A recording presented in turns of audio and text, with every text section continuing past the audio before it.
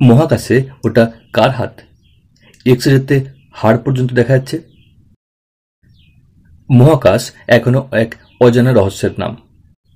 প্রায় দিনই বিজ্ঞান মহাকাশের অনেক অজানা তথ্যকে জেনে ফেলছে। কিন্তু মহাকাশ এমন জায়গা যেখানকার সব রহস্যের হয়তো কোনো দিনই কিনারা হবে না। এমনকি সব রহস্য জানাও অধরাই থেকে যাবে মানুষের কাছে, সে মানুষ যতই উন্নত প্রযুক্তির প্রয়োগ করুক না কেন।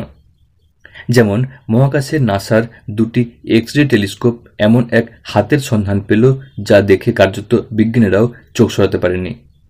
এই টেলিস্কোপ দুটি এক নীল হাতের সন্ধান পেয়েছে, যার আবার এক্স-রে দিয়ে হাড় পর্যন্ত দেখা যাচ্ছে।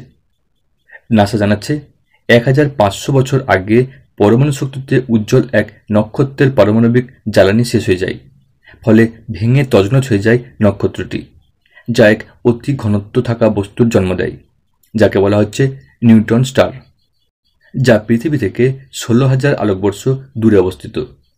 নাসার চন্দ্র এক্স-রে অবজারভেটরি 2001 সালেই এই হাতের মতো দেখতে ঘন নিউট্রনের দেখা পায়।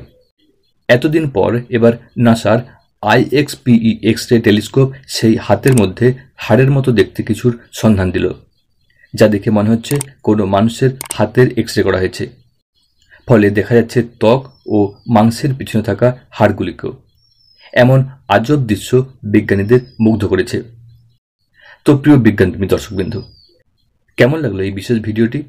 অবশ্যই কমেন্ট বক্সে লিখে জানাতে ভুলবেন না।